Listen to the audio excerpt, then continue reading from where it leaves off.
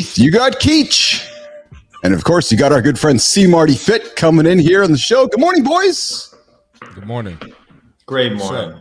What's up? Marty, we are happy to have Keach joining us here this morning. Thanks for It's having about me time. back. No, I'm playing. Yeah. It actually is about time, Marty. You're We absolutely miss you. right. We miss you, man. We do.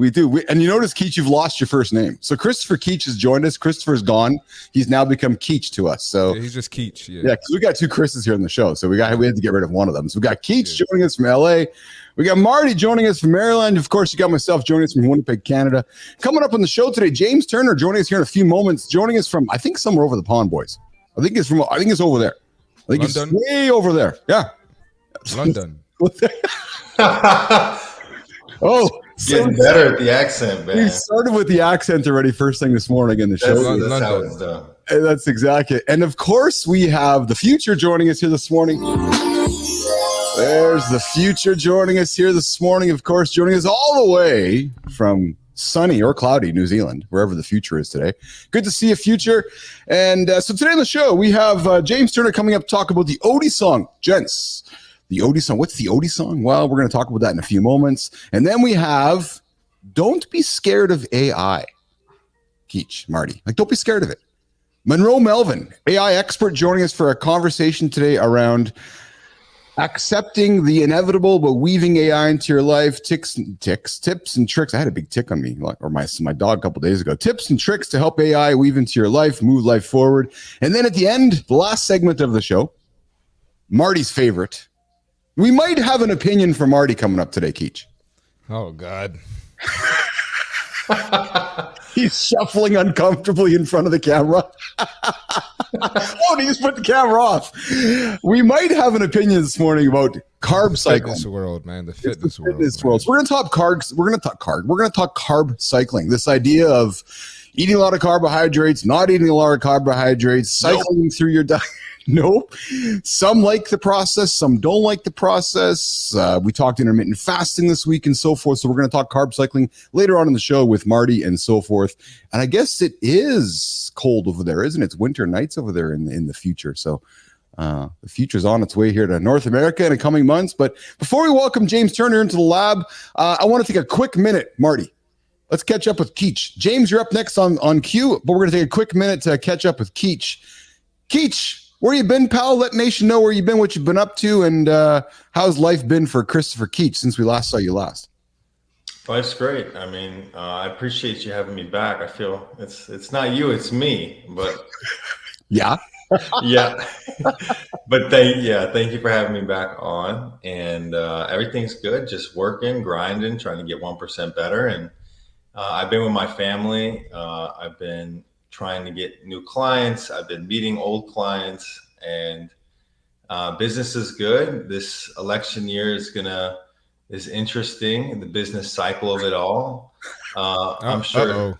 Yeah, it's been causing us, more chaos and more.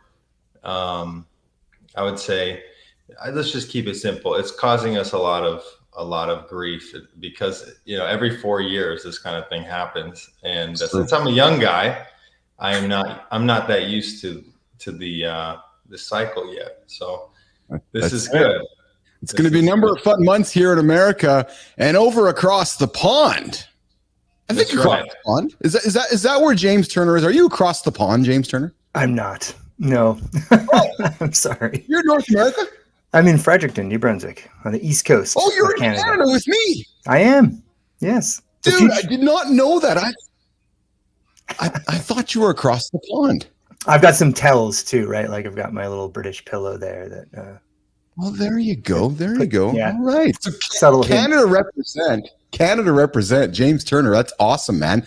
Joining us. So Marty, Keach, almost from the future. He's halfway from us to Enzo there. So. and he's I don't know about halfway. He's past you, Marty. I think he's past me, but yeah, he's not halfway, not quite. No. Yeah. No. So, James, we brought you on the show today because, of course, we are involved. I'm involved. You're involved. Christopher Ludeman. All these people are involved in this song coming up on this Friday. We're releasing the Odie song. So let's introduce you to Nation. let's introduce the Odie song to Business Athlete LinkedIn Nation. Good morning, Sarvina. And let's let the world know about James Turner and what the heck we're doing with this Odie song, James Turner. Okay, well, I don't know what the heck we're doing with the Odie song any more than you, to be honest with you. But it was really great collaboration, like just being in the right place at the right time. Christopher was reaching out for musicians, and I was like, yeah, I can play guitar, I can play bass. And he's like, we need a bassist. So, I love how you can. That's really cool. That's really get in projects like that. So go ahead. Sorry, you're broken up there. Oh, sorry. No, I was just saying, I love how you can, just by saying yes to things, you can change trajectories, meet new people, do cool things that you never thought you were going to do. And this is a good example of that. Well, what I think is exceptional, gents, is just the power of networking, right? This conversation started out on the social networks of LinkedIn, and next thing you know, we had people from Germany, from Manitoba, from New Brunswick, from all parts of the world coming together and creating this song, this content for a brand that doesn't even know that there's a song being made for them, which I find actually the most humorous of this whole situation. So what's going on, Fit Presenter, joining us from Peru, from Copa America. Good to see you this morning, Mike. So James, what do you do to keep you moving full-time and active in New Brunswick? Well, I mean, my main thing is like copywriting related. I call myself now the homepage humanizer. I'm on a mission to make tech brands have more, well, if it's true, a more genuine human approach to things. So like, how people will start a company and they've got the best of intentions, but then they just can't describe what they want in terms that make sense. I kind of want to help. I want to help them. I have a big soft spot for tech people with brilliant ideas and bad social skills. Essentially, I feel like I can bridge the gap. I can play on both teams a bit. I can understand them, but I also am good at relating things to people. So that's kind of my main thing. Yeah. Very cool. Very cool. Going around the table, Marty, you got a question for James? I didn't, but I could think of one real quick. Awesome. While you're doing that, Keith, you got something for James this morning? Yeah, how do you take the jargon out of professionalism and out of professional websites, and how do you play both fields while keeping it professional? The easiest way is by being like ignorant of people's markets, like not knowing, not overstudying, and just being like, well, what does this mean? Like if I genuinely don't know what I know it's jargon because I don't know what it means. You know what I mean? Like rather than specializing in this one thing where I get inside the bottle with the owners, I'd say that's my competitive advantage is my ignorance. It's a good skill set to have, Marty.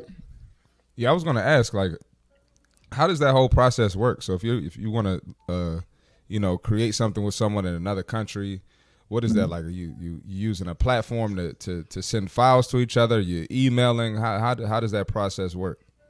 Usually in a studio. Docs? Google Docs, okay. Yeah. Usually Google Docs is the best way to collaborate, I'd say these days.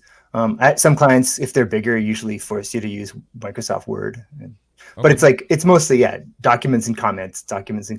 Yeah. Loom video to explain what's going on, so that we can not have to have a 1 hour meeting to just do what could be done in a 5-minute video. Yep. That kind of thing. Yeah. What about Chat GPT? Throwing it out there. I mean, yeah. Are you using it or? I'm not really. I'm not afraid of it. Nod to your coming up segment, but I just haven't yet personally found a thing. I think what it does is the thing that I do, right? Like, so it'd be weird to have it do what I do. But I also find, like, I can tell when clients are like, yeah, we've got this new article and it's like really long, really dense. I'm like, I know what's going on here. And I found them way harder to edit.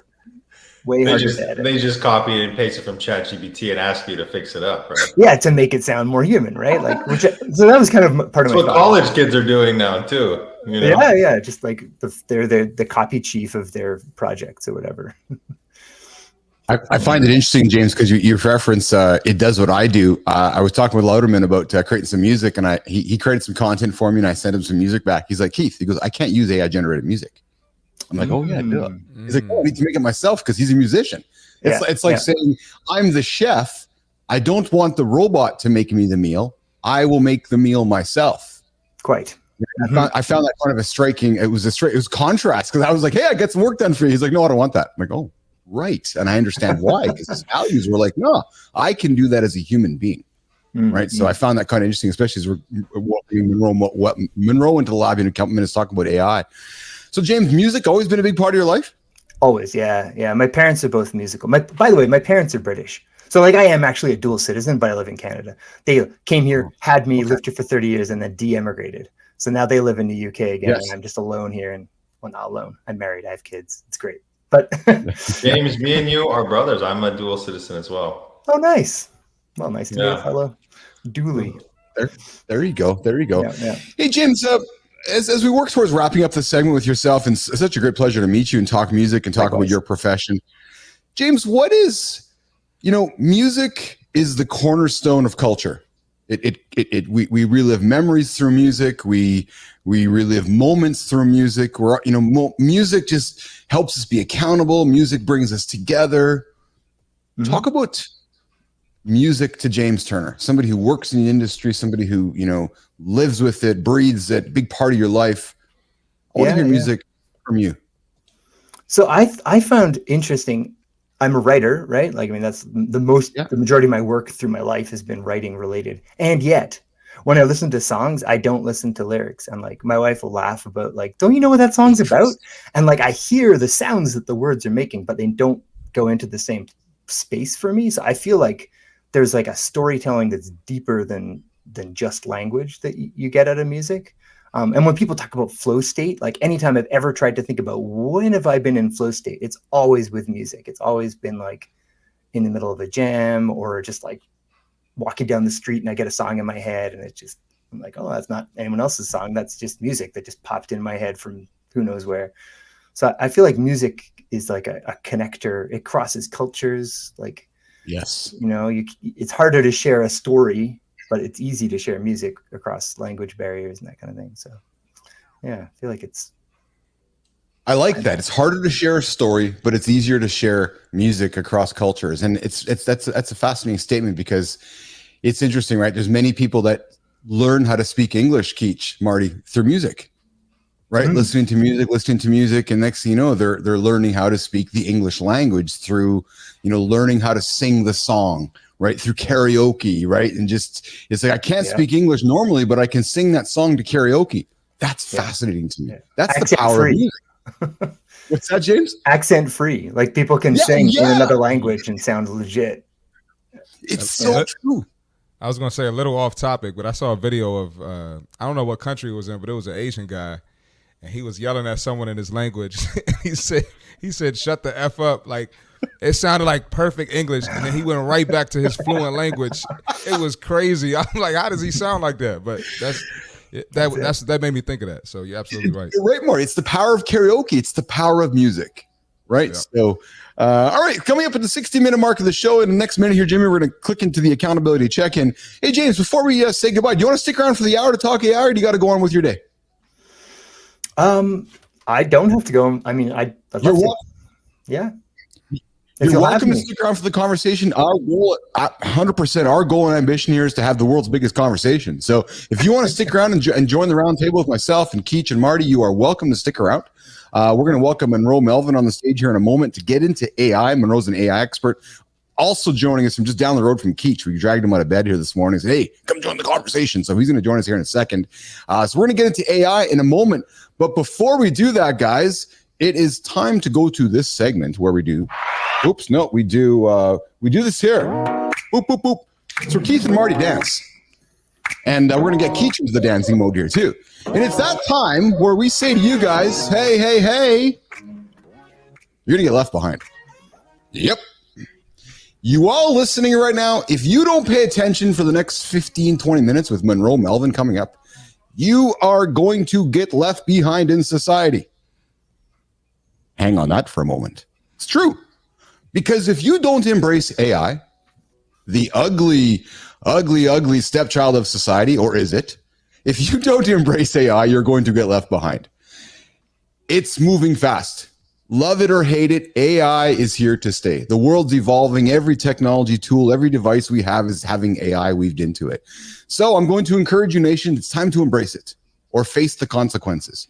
Now, we know that there's a generation of folks like myself, the ancient people, are like, oh yeah, we got to embrace AI, embrace AI, embrace AI, which is great. But all of us need to embrace it because there's going to be a massive gap of knowledge of people that are embracing it and people that are ignoring it. Think back to the olden days when we all went from typewriters to Microsoft Word. And the people are like, I don't know how to use Word. We'll get off the typewriter. Businesses that adapt will flourish. Go call our friend Kurt Stein. Kurt's helping people, bring AI systems to businesses everywhere. Businesses will adapt. That struggle will not flourish. Resistors will struggle to survive. AI is going to drive innovation. If you think about all the tools we're using today, they will not get any dumber. Is that the word this morning, Keach? They're only going to get more smart, right? AI will optimize your operations. AI is going to enhance the human experience. Debate me all you want, but I believe it to be true. We're going to talk about that in a few moments with Monroe. Don't be afraid of it. Embrace it. No, it's not the world of the machines coming, with Terminators coming, and Skynet is on its way, although maybe some could argue that. But the reality is this technology is here to stay. I encourage you to embrace it. If you're afraid of it, come knock on our door here in the lab. We build business athletes here in the lab. And to build a business athlete, we need to weave AI into their life. Come knock on a door. Come see myself. Come see Marty Fit. Come see Keach. We'll help you bring AI into your life. So don't fear it. Leverage it. That is, boom, Marty, Keach, James Turner. That is the accountability check-in today. And Enzo is commenting on, yes, I appreciate it as a student. I'm sure you do appreciate AI as a student. I can only imagine what Enzo has going on with AI over there. That is so true. And Starvina pops up with our last comment on, even though English is not my first language, listening to English music improves it significantly. That's an interesting comment you make there, Starvina, and I believe it. We talked about that about karaoke, but let's get into our segment with our friend Monroe Melvin, joining us all the way from Santa Barbara, California. And it's the middle of the night for Santa Barbara, California, Monroe.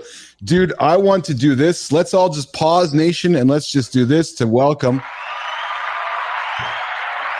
Monroe Melvin to the lab. James, dude, you're Canadian, and I know you're polite like me, so you're like, it's okay that I didn't get the applause. That's all right. James, we got to give it to the Americans, man, because they all get fussy if they don't get applause and stuff, right? So it's like, That's so not true. That is so not true. Less applause for me, the better, but thank you. We have two Canadians on the line, and we got a bunch of Americans, and I'm throwing all the Americans under the bus, Turner. So that's crazy. I think, you know what, Marty? I think Keith is just jealous because you look better in that kind of shirt than he could ever look. I'm sorry. That could be it. I think that's it. I think that's it. That's it too. That'll be it. So, gents, Keach, Marty, James, I invited Monroe here today to talk about how AI is going to make our life better and not to be afraid of it and so forth. And Monroe's from Anaguama AI. I think I said it right, Monroe. He's joining us from Santa Barbara today. Yeah. Joining us from Santa Barbara today. So let's get into the topic, the key topic of discussion today, Monroe. Let me just throw it right off the bat. Why should humans not be afraid of it, even though many are puzzled, curious, and maybe concerned about what AI is going to do to the world? Monroe. Well, I'm not sure. So not to start off with kind of like the anti-look, but fear I don't think is the right word. Why should humans not embrace it? There is no reason, because if you look back in history, when the last 150 years or longer, any new technology, humans are afraid of change. That's long-standing science and long-standing, general knowledge. So anytime we've had, they were afraid of the automobile and Henry Ford. They were afraid of, the revolution in the 60s with the hippies. They were afraid of the tech companies when they first started coming out with pagers, and, everything that's new becomes old, and people are still afraid of the new, whereas eventually it becomes old. And so I think it's more, why wouldn't you embrace something that, when used responsibly, it enhances your life? Like, literally, we've been using AI for over 15 years as consumers. People just don't realize it when every time they open up Amazon Alexa or Apple Siri or, the old Microsoft Cortana. That's AI. We've been using AI. It's just now literally at our fingertips. And everybody's talking about it, right? I guess that's really the key point, right? One of the biggest differences, yeah. Yeah, Mike Quinlan joins us here from Peru this morning, the fit presenter, Marty. AI is great until it encroaches on your profession. Monroe, and I want you to dive into this in a second because especially with Keach coming from Los Angeles in the entertainment industry, I know him and I have talked a couple times offline about how though the impacts in that, and Keach, maybe that's something we can talk about in a couple moments. But Mike talks about AI artwork, recipes. I love it, he says. AI blog posts and workout routines, they all should be condemned. The reality is there's perhaps nothing original anymore. Monroe, talk about the theft. Talk about how it's encroaching on professions and why people are concerned about that, especially with Keach in his backyard. That whole industry can be up, and your backyard, Monroe, that your whole industry of entertainment can be upended by two little letters. Encroachment or theft, there's two different things. AI, again, has been in our lives for many years. Theft via AI is a different topic. There's AI ethics, there's AI morals, just like anything else. The problem is that the United States has fallen behind a little bit on the regulations. And so, okay, well, when it encroaches on your business, it already has. You just may not know it. It's already in almost every single business and has been. It just has been in the background and people didn't know it. So it's more, I agree. Like you had mentioned something a few minutes ago about, I think the Odie song. I can't believe I just said that. Neither can we. Oh God, where's John when you need him? We'll get him here on Friday. Yes. Yeah, okay. I'll have to listen to that for sure. But I think, AI and making music and things like that. Yeah, I like Tom Petty said it once 15, 20 years ago, and then actually Run DMC used to kind of believe in this too. Like the days that we get to push button drums, push button vocals, push button this and push button that, like that to me takes out the creativity and becomes no longer about human creativity. It's more about human software programming, right? And I would hope we could stop ourselves from getting to that point. But as far as encroaching upon our industries, that ship has sailed with an armada. It's already happened. It's happening every minute of every day. And it's more about how do you navigate that? Because you have to navigate whatever industry you're in, you have to navigate AI, whether it's right in front of you, whether it's in the background. You have a dedicated team of software engineers already working on an AI product for your company or a product that they're licensing from another company in AI.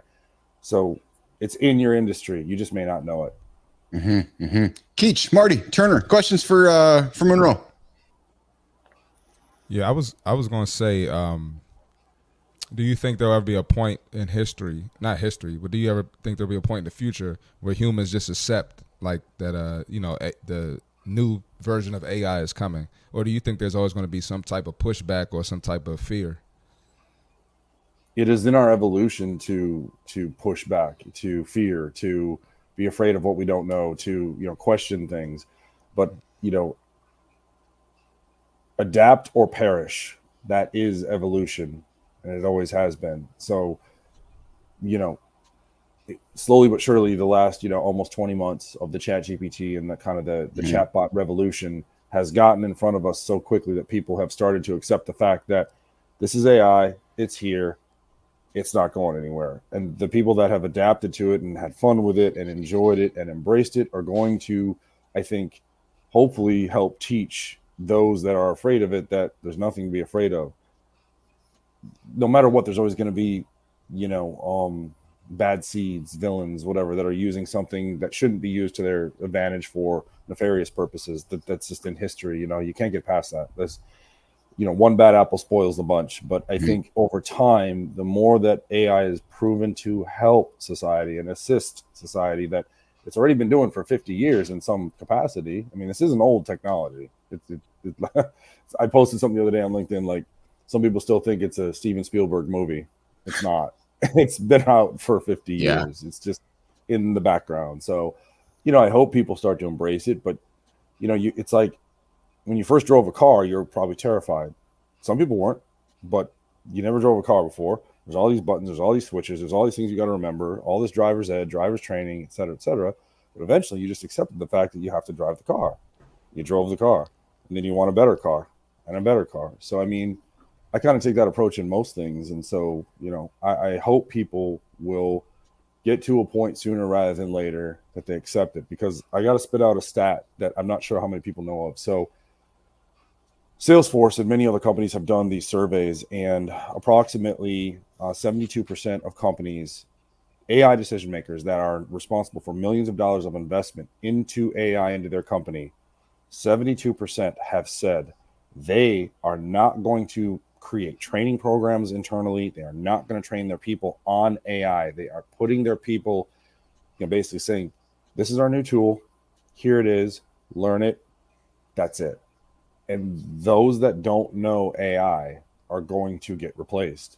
It's on us. It's on you to pick it up. Companies are not going to pay you to be trained. They're just not. They're putting their millions of dollars into the product or into the licensing, etc. You have to embrace, or at least make the damn attempt to try to learn it, because 28% of companies are going to have training for you. Those companies are going to get filled up real quick with people that don't know AI. The other 72% are going to get filled with those of us that embrace it and use it and are not afraid to kind of learn from it, et cetera, et cetera. Talking this morning, Mornings in the Lab with Keith, friends, C. Marty Fit, Keach Turner, and Monroe Melvin. We're talking AI and how it impacts into your life. James, I got a question for you. How do you weave it? I know we talked at the beginning of the show whether you use ChatGPT and so forth, but there's many tools available to us now. How often do you weave AI into your life? Ever? Is it a big part of your workflows? Are you not ignorant of it? Are you reluctant? Where does it fit into your workflows, James Turner? Sure. Well, as Monroe was saying, it's been around forever, right? I've been using Grammarly since I can't think when. I don't want to have the entire rules of English grammar in my head. What's the point of that, right? So I use it, and I use another one called Hemingway app, which just analyzes sentences, make them shorter. And I think the people don't get it. It's you don't have to take all the suggestions, but then you can look and be oh, that is better. Oh, that's not better, right? So I feel that's the way to view it, is this you just have this smart, free, relatively assistant, right? And if I were writing longer form sales pages, I'd definitely be leaning on ChatGPT to generate the base draft, which then I would refine. I think that's the fear comes from, like you said, just the change and unknown, but it'll make the things you love better too. It won't just, it won't take away the things you love and make the things you hate stronger in your life. You can use it to solve human problems and, do good, essentially. Yes. Yeah. I'll share with you guys in a moment how I was using it last night. But Keach, I want to throw it to you, and then Marty, I'll throw it to you. But Keach, how are you weaving AI into your life? And before you answer that, coming up in a minute, Jimmy, we're going to throw it to Marty with our fitness tip of the day. But Keach, ChatGPT has been over 20 months or so. I know you've been working yourself through school. We've been talking about that. Are you using AI in your life daily, every couple of days? Is it part of your workflows? Keach, how are you using it in your life? It's becoming daily for sure. I mean, I did my master's when there was no ChatGPT, and then now I'm doing another program with ChatGPT. So I'm seeing, the stark differences of how much am I actually learning? How much am I using it as a crutch, like Enzo or like most students? There's a balance, because there's a big balance that what's going to happen is students are going to come out of school and they're going to be well, ChatGPT got a great degree, but I'm pretty much in the same place that I was when I walked in. In terms of everyday life, fintech is huge, financial technology, because I work in finance, right? And in solving major problems like Social Security benefits, or simple returns, or geometric mean, whatever it is, it's valuable and it saves time. But what I'm noticing is it's getting the problem wrong. It's not as smart as we think, especially when there's multiple steps to solving the issues. If it's just creating a table, it's the most incredible tool that I've ever seen. And I think, in our generation for sure. So we have to be able to know the correct answer, solve it manually as well. Like if there's something wrong with the machine, somebody has to be able to go and tweak it, but if I didn't know how to actually solve it, I might just assume it's true and give it to a client. Well, then whose fault is it? Do I blame ChatGPT? No, the client's going to blame me. So what I fear is the education aspect of it, because students are going to come out of school and they're going to come out with big degrees from Harvard or Yale or whatever it is. And who actually got the degree? Is it ChatGPT or is it John Doe? So the future of high school students too, I'm around kids a lot too. Many kids now are just taking the easy way out. Like I did too when I was in high school. Come on. I don't know. We'll see what happens. I guess education is a big aspect of AI, what's going to happen. And how do you think, Monroe, we could, teach the future generations, how to properly use it, but also not use it as a crutch? Monroe. I mean, this is a loaded question only because my instinct is to be very, very, very, very direct. I'm not going to do that as far as students, we have to take responsibility. And so where does that fall? Does it fall to the teachers? Does it fall to the parents? Does it fall to the students themselves? Well, okay, companies, as you said, are kind of, ChatGPT got the degree, and ChatGPT is just the most well-known of all of these tools, right? It's not even the best one. I'm sorry, but it's not. There's ones that can wipe the floor with it. It's far more advanced, right? So as students, let's assume that students are doing kind of like what you're saying, and they're doing, ChatGPT got the degree. Okay, well then companies have to stay ahead, and they have to have different questions, different things in their interview process to determine if, especially in your industry and with several of my current clients in medical, there has to be a way where you are hiring someone that knows what they're doing, or at whatever level you're hiring them for. Okay, so now in the AI generation, what questions, how can you double check, how can you fact check your interviewers, right, your interviewees or whatnot? And I think it goes all the way back to middle school, high school, and responsibility, where it's a tool, it's an assistant, it's not the main embodiment, which is us, right? So if you rely on it too much, and we've seen some of the horror stories where people are using ChatGPT, and now Google's doing one with Gemini where they're telling you to go sniff glue. And if you don't fact check that, at some point, you got to take some responsibility for not fact checking that you shouldn't sniff glue based on what you're asking it to help you with. It's, you know what I mean? So it's kind of like, I think there has to be,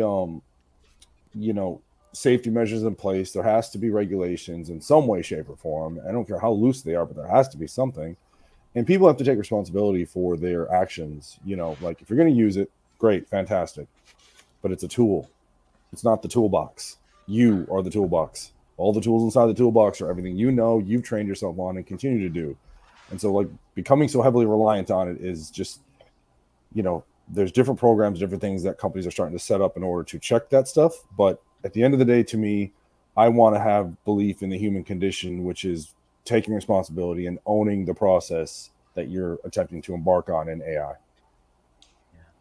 You got to own the process, nation. If you don't own the process, AI is going to own you. Hey, Marty, it's that time, my friend.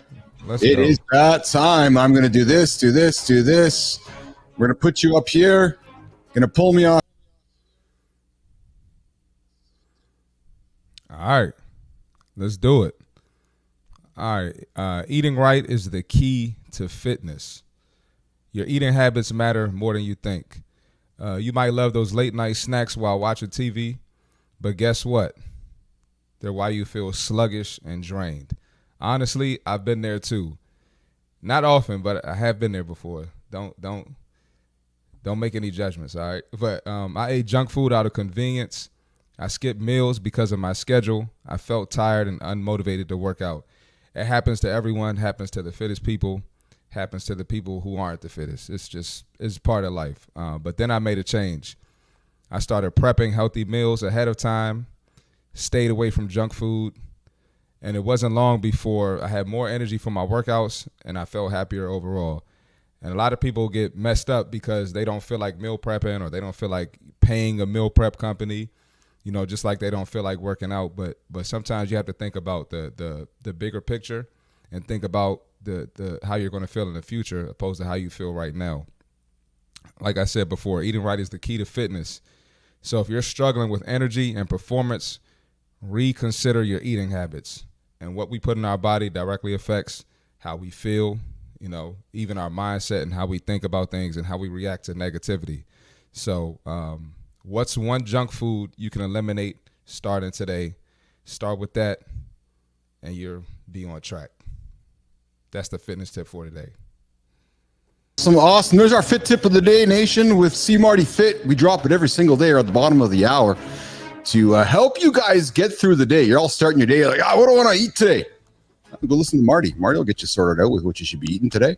Absolutely. So, Keach, I lost your connection. There you go, Keach. All right, so we're going to wrap up our conversation on AI before we move to carb cycling, James and Monroe. If you guys are into carb cycling, we're going to talk about that in a few moments. But, guys, I want to end the discussion on AI with this. Monroe, what is something we can leave people with as a nugget, as a tangible nugget of information they can take away from today as we're talking about how AI can transform your life? You got somebody who's sitting in front of you, they're curious, Monroe, they're kind of going, how can what's one thing I can do today to make my life better using these tools, as you've talked about? What can I use? What can I do to make my life better using AI, Monroe Melvin? So the first thing I would say is assess what you want to accomplish. What's your goal? What are you doing in that moment that you're like, man, I need some help. I need something that can help me accelerate this process, and determine what your goal is, and then kind of reverse engineer it from there. So ask yourself, man, there's so many AI tools out there. What would help me with this task I have right now? And it could be anything. It could be, Marty creating fitness plans that he has all wrapped up in his head. He's got his spreadsheets. Well, okay, ChatGPT and others, he can upload a spreadsheet and it can spit out a spreadsheet far more organized, perhaps with his notes and everything like that. It's not cheating. He just he used basically like a Microsoft Word and created his client's workout plan. Okay, something like that. So there's something that AI can do that's still the core of the core of the knowledge and everything is still from Marty's training and things like that. Or kind of like same thing with Keach, where I have this client, I need these numbers based on their projections for next year. That's all over the place. I have all these notes. There's different AI programs that can organize that in seconds, and you're not cheating. You're not doing anything. You're using a tool to your advantage to save time. Time is the one thing, no matter how much money any of us have, you can never get it back. So that's the one thing I would say, is that embrace AI to give you back more of your life, not to take more of it. Because the more time you have, the more you can own your time, the more rich you technically are, and in my opinion, actually are. So well said, Monroe. And I want to hang on that for a moment, especially I'll look at Marty for a second here. Many people, I suspect, Marty, come to you and say, Marty, I don't have time to work out. I don't have time to meal prep. I don't have time to take care of myself. And I see you shaking your head because you know what I'm going to say next. Exactly. Right. So if you're saying that's what I hear in my head when they do that. Instantly. Nation, I'm going to offer this up to you. If you say you don't have time, call Monroe, because Monroe is going to say, no, but Keith, you do have time. Let me show you. I'll give you an hour of my time, Monroe is going to say, to teach you a couple tools to save you 30 minutes a day, 45 minutes a day. When I discovered ChatGPT a number of months ago, I said to myself, nobody can ever say to me ever again, I have no time to work out. And in many ways, it was kind of the birth of the Business Athlete Performance Lab. Because I'm like, okay, now I have this tool that can give everybody back at least 30 minutes of their day. So I can say to, hey, James, like, Keith, I don't want to work out. No, dude, use this tool so you can now go for a walk. Use this tool so you can now have extra 30 minutes a day to your bench press. So to Marty's point, there never is an excuse now not to say you don't have time. It's like the ultimate time-saving tool. So, gents, wrapping up our discussion on AI tools. We'll move to carb cycling in a quick minute. James, any closing comments on AI tools from your perspective? No, I totally agree with what we're talking about here, what Monroe's saying. You can use it to save time and do more of what you love and get it to do the things that you were like, about, So exactly. Love it. Exactly. Keach, how about you, pal? Yeah, I think what Monroe was saying is spot on. People who hate math or hate tables, I mean, we have no excuse anymore. We just throw that thing in there and it will spit out in bullet points, exactly what, what we dread. I know people who hate numbers like the plague, but there's no excuse anymore. I mean, I think it's great what we're doing. And I'm curious to hear more about, what you're doing too, exactly, specifically. Yeah, we'll get you guys started out here. Marty, closing comments from you on AI before we move to carb cycling.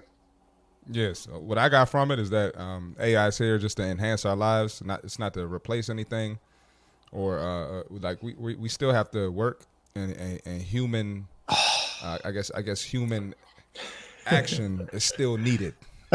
There's no cheat code. Oh, Marty, you're wrecking it for everybody listening. No cheats. Up, down, left, right, BA, start. Yeah, it's not Grand Theft Auto. I think we all know what that is. Yeah. None of that.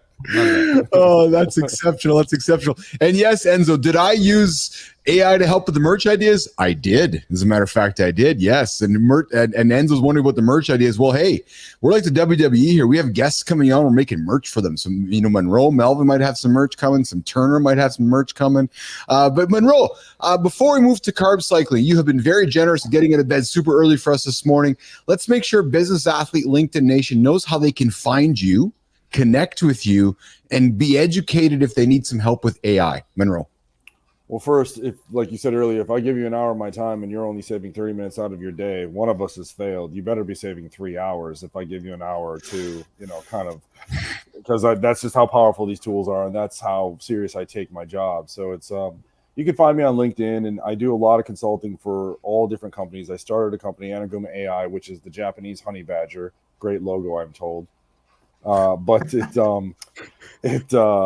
we do. I've created, like, in 3 months, my engineers and I created a product from scratch in AI and a working MVP. And so what we've done from that since is simply kind of moved away from the product and started doing the consulting, because we realized how much, it's a lot more lucrative, but also there's a lot, people need help. People don't know, companies don't know where to go with, what should we build? Should we license it out? Should we do this? Should we do that? And that is needed much more than a product at the moment for AI. So a lot of consulting and a lot of strategy around that, based on business goals, based on human goals, stuff like that. And I'm on LinkedIn is the best way to find me.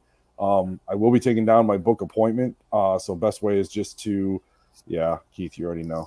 I will be just message me. I mean, I take all messages, and hopefully if there's anything I can do to help, we can work on it. I do usually 34 minutes based on a former close friend at SC who played football and is still a good friend to this day. So free 34-minute consultation on, what are your goals, discovery, things like that for AI. And every day is a journey. Every day is 12 hours usually of what's new, what's not, what's coming, what's around the corner, and all those things. So there's a lot of great things in AI, and people just need to embrace it, because it really is.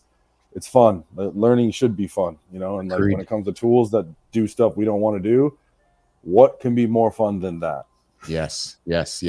Monroe Melvin, thank you so much. Very, very grateful you were able to join us this morning here to talk about AI. I know I learned a lot. I know Nation learned a lot. And like I said, you need an expert in your pocket. Do not hesitate to go knock on Monroe's door. He will, who will help you out. So we're going to shift our conversation to carb cycling. Monroe, I welcome you to stick around if you like. If not, you more than welcome to exit. But let's stick around and talk about carb cycling with Marty, Fit, and the rest of the gang here. Guys, did you know that, Marty, I'm sure you know this, but did you know, Marty, that 42% of U.S. adults are living with obesity? So with such staggering numbers, many people struggle to find effective weight loss solutions. And one of those solutions, Marty, is carb cycling.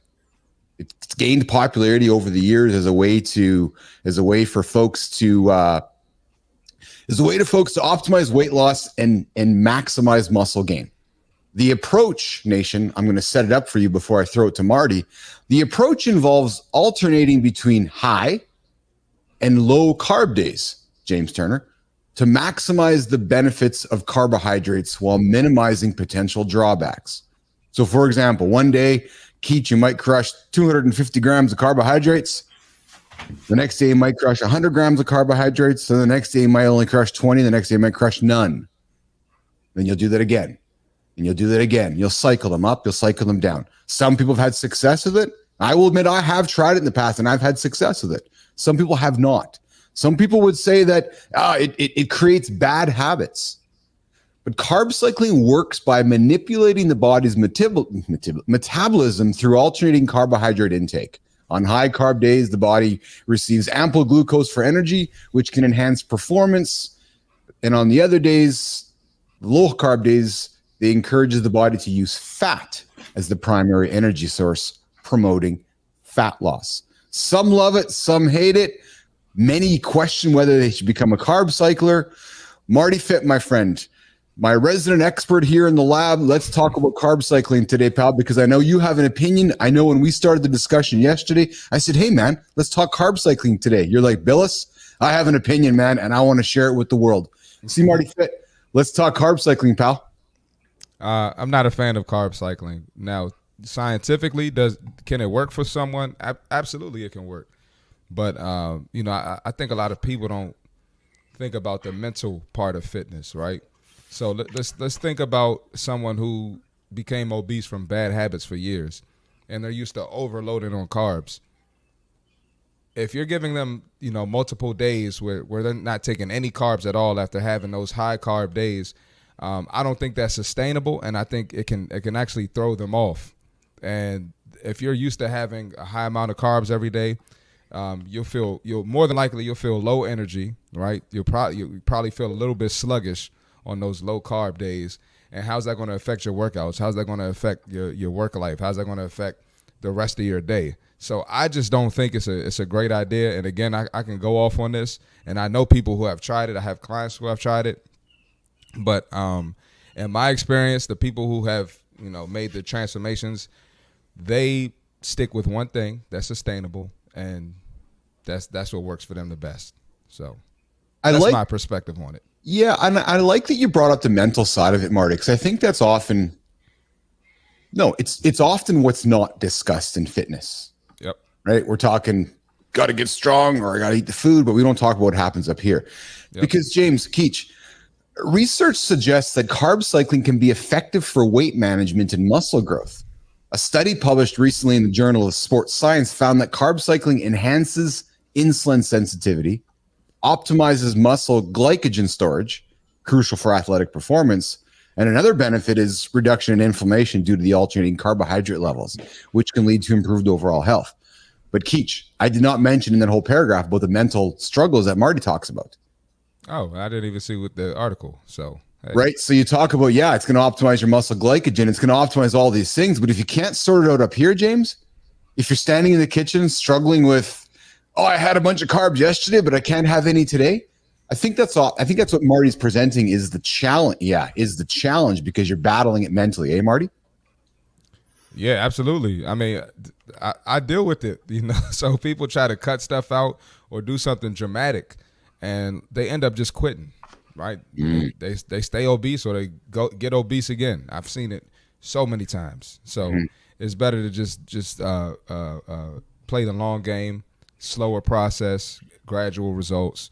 That's going to work better for you in the long run.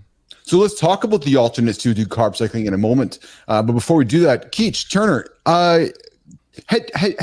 had you two been familiar with the idea of carb cycling before today's conversation? I know, Chris, you're an athlete and it's probably come across your purview. But James, as you've gone through life with kids and so forth, is carb cycling? Listen, weight loss. It's in everybody's life. Have you thought about this? Has it been part of your kind of your mandate in life, or is this a new topic for you to consider, James? It's a new topic for me, but I am very familiar with trying to do things to improve my health. And I totally resonate with the idea that if you're doing it like every 2 days, it's way harder than just having a rule that you do every day. And you don't have to question, oh, wait, which day is it today? And that. Just intuitively, I completely understand what Marty's saying. Intermittent fasting, I did that for a period. And like if I was, oh wait, do I get to have breakfast this morning or am I waiting till noon? If I was having to think about all that, it would just have failed. versus this is what I do now for now. Yes. So, Yes. Yeah. And then Yes. I like fitness or in all walks of life. I feel like that's just, it's easier to do something every day than it is to do something every second day or third day. Right. The routine. What about yourself, Keach? Are you, have you embraced carb cycling in the past? Has it been something you played with, never touched, or what's your point of view on it yourself, Keach? Yeah, I've definitely tried it. I mean, in different forms, whether it's keto or whatever it is, not specifically what the new thing is probably, but in some form or another. I couldn't agree more with what Marty said and what James said, for now kind of thing. Like we try it out, but it's for the long game.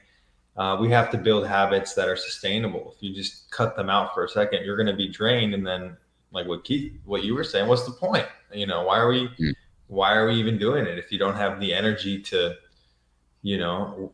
get through the day or, make it, to your next appointment kind of thing. So yeah, I mean, I'm not a nutritionist, and Chris, Marty would know a lot more than I would, as you can tell. I mean, I've had maybe too many carbs in the last few days, but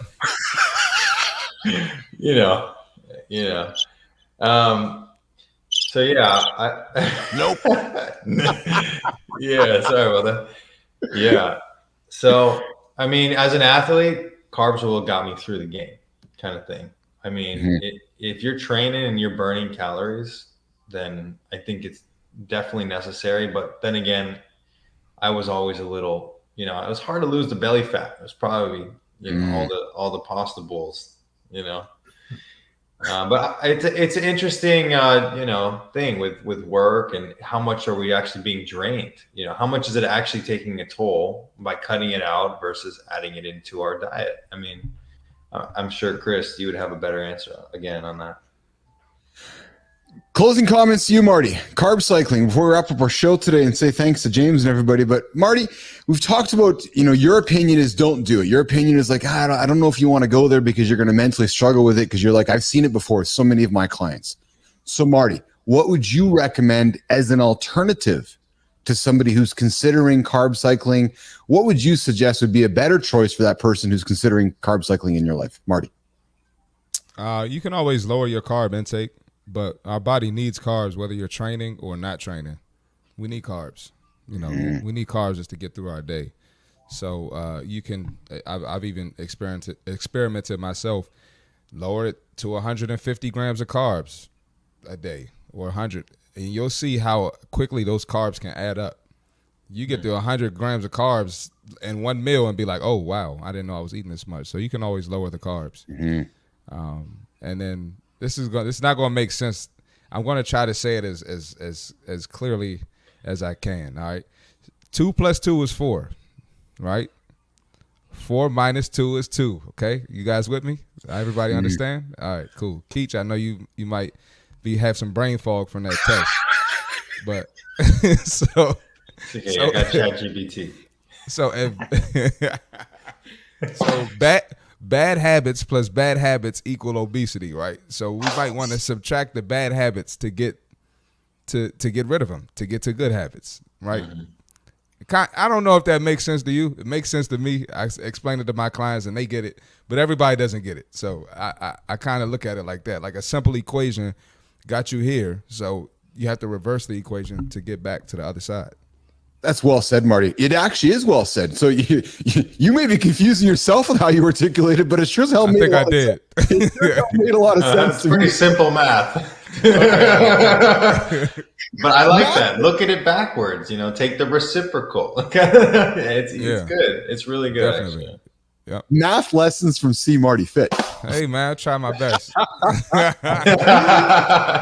Enzo's coming in. A lot of great show. It was a great show, Enzo. I thought it was as well. Great convos, and Enzo, we love having you here. Absolutely. Always enjoying an extra class at midnight. Before we wrap up, guys, I want to make sure we take this big old light. We're going to shine it to the east coast of Canada, and we're going to thank our friend James Turner for joining us here in the lab this morning.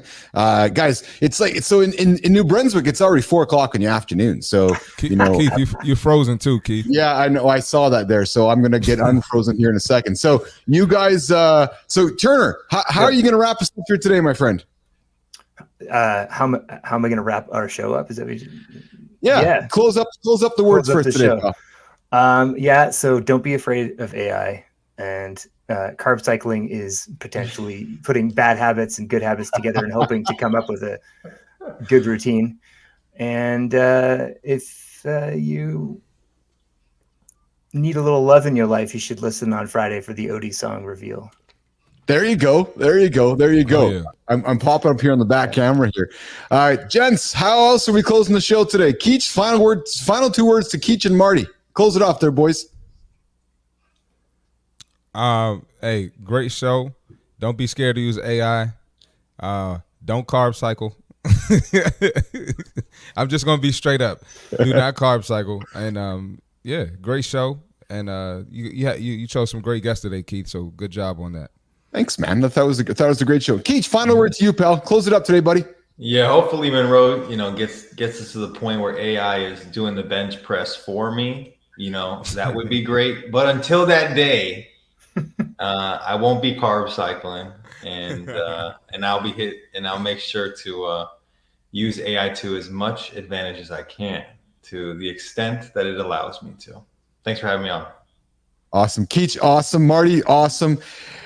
James Turner, full of gratitude, man. Yeah, you joined us in the show today. I'm enjoying connecting with you in the feeds of LinkedIn, and I'm gonna enjoy staying in touch with you. And hey, we always say this: once a guest in the lab, always a friend in the lab. So you come back again, okay, James? Would love that. Thanks for having me. Awesome, man. Thanks, you guys. Keach, Marty, we'll see you guys. Talk to you guys a little later. We're gonna get into post-production. And Nation, have an awesome day. And hey, Marty, it looks like OGG is messaging me here. Let's just see what the OGG says. Yes, OGG, we know that I'm frozen. Oh, okay. Thanks, OGG. I think so. Keith, you don't know OGG yet, but you're going to meet the OGG in a few weeks, and we'll just leave it there. Turner, Excited. Marty, have a good one, guys. We'll see you guys later. Good one. Yep. Cheers, guys.